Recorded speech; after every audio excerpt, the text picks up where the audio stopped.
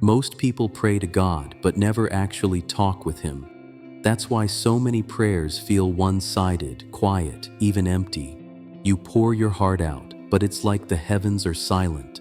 But what if the reason isn't that God's ignoring you? It's that you've been speaking a language He never asked for.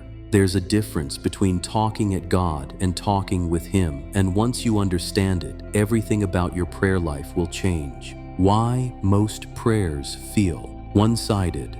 Let's be real. Most of us were taught how to talk to God, but not how to listen to Him. We repeat the same words, the same routines, hoping He'll finally hear us this time. You've been there, right? Kneeling in prayer, pouring out your heart, and when you're done, there's just silence. No voice, no sign, no answer. And then you start wondering, God, are you even listening? But maybe the silence isn't God ignoring you. Maybe it's God inviting you, because prayer was never meant to be a monologue. It was always meant to be a dialogue. When Jesus prayed, He didn't rush His words. He paused, He listened, He waited. John 5:19 says, "The Son can do nothing by Himself. He does only what He sees the Father doing." That's not a one-way prayer, that's a partnership. Heaven and earth moving together in rhythm. And that's the level of closeness God's been waiting for you to step into all along. How to talk with God, not to Him.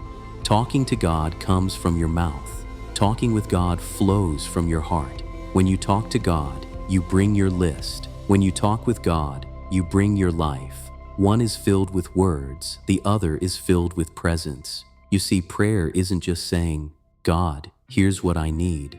It's saying, God, what are you saying right now? When you pray with God, you begin to sense Him in the pauses, the quiet spaces between your thoughts. Sometimes it's a verse that suddenly jumps out at you. Sometimes it's peace that floods your heart when everything around you feels chaotic. Sometimes it's conviction, that gentle nudge reminding you to let something go. That's His voice. That's Him speaking with you. Remember Elijah? God wasn't in the wind or the earthquake or the fire, He was in the whisper. And that's how He speaks to you too, not through noise, but through stillness. The goal of prayer was never to get God to listen, it was to get you to align, to quiet the noise long enough to hear His direction. Because once you start praying with God, you stop begging and start partnering. How to stay in two-way prayer. If you want to talk with God, you have to give Him space to speak back. Most people pray like they're on speakerphone, talking, pleading, explaining, but never pausing for a reply. It's like calling someone you love and hanging up before they can answer. But when you slow down and create stillness, you start to notice something sacred. He's been speaking the whole time. The first step is to be still. God's voice doesn't compete with noise. You can't hear a whisper in a storm. That's why Psalm 46:10 says, "Be still and know that I am God." Stillness isn't the absence of sound. It's the awareness of His presence. It's that quiet moment when you put down your phone, take a breath, and simply say, Lord, I'm here. Sometimes the silence you fear is actually the space where God begins to speak. When you quiet your surroundings and calm the noise in your mind, you'll realize His peace has been there all along, waiting to fill the room you finally emptied. The second step is to be honest. God isn't impressed by long or perfect prayers. He's moved by true ones. Tell Him when you're angry. Tell Him when you feel lost. Tell Him when you're tired of pretending. God already knows what's in your heart. He's just waiting for you to stop hiding behind polished words. Honesty invites healing. When you drop the mask, His grace steps into the raw places you've been afraid to show. The third step is to be aware. God's voice doesn't always come in thunder or fire. Sometimes it's a gentle thought that keeps resurfacing. Sometimes it's a scripture that seems to follow you everywhere.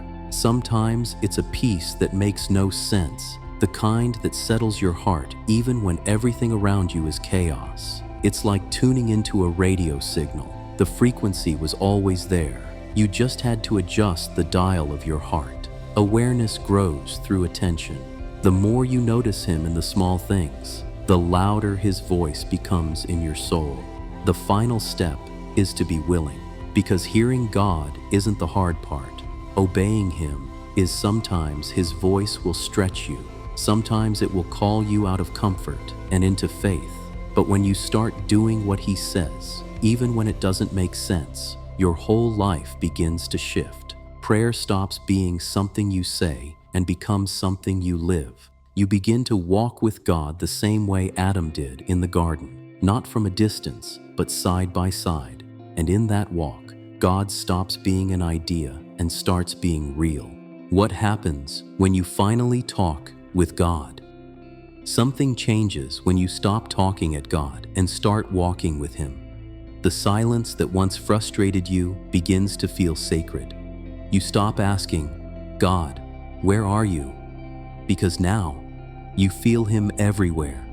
In your car, in the stillness of morning, in that random moment when peace washes over you out of nowhere. That's not coincidence.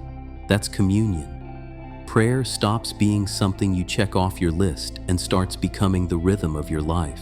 You begin to realize that God never wanted your perfection. He wanted your participation. He doesn't just want you to talk, he wants to walk with you, just like he did with Adam in the garden, side by side, heart to heart. And when that happens, your prayers stop being desperate requests for help and start sounding like conversations between friends. You stop begging for blessings and start breathing in his presence, because now you're not praying for connection, you're praying from it. Prayer that transforms you. When you start praying with God, he doesn't just change your situation, he starts changing you. The more time you spend in his presence, the more you begin to sound like him. His peace starts to silence your anxiety. His wisdom begins to shape your decisions. His compassion starts to soften your heart. Prayer isn't just where you speak, it's where you become. You can't walk with light and stay the same. Every moment with him rewrites something inside you, your desires, your patience, your purpose. That's why the enemy doesn't fear your words, he fears your connection.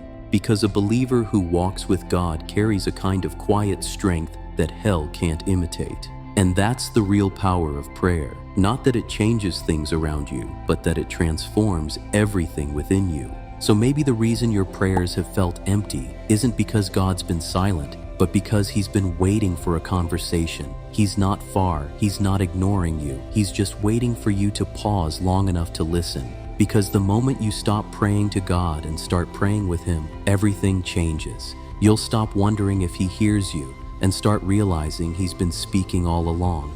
So here's the challenge. Tonight, don't just talk, sit with him, listen, and when you do, type "I'm listening" in the comments if you're ready to pray with God, not to him.